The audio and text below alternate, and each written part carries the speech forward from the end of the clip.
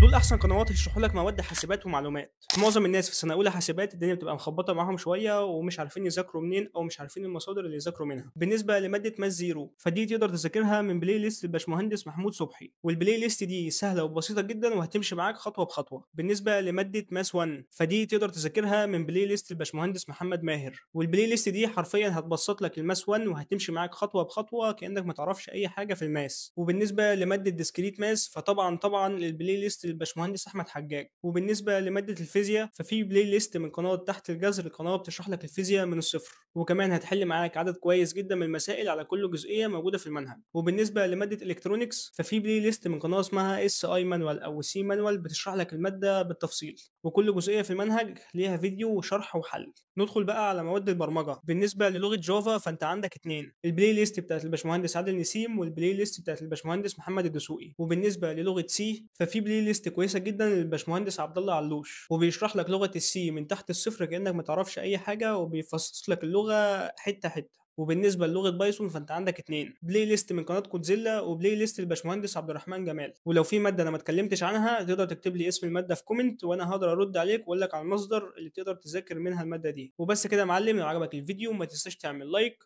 وفولو.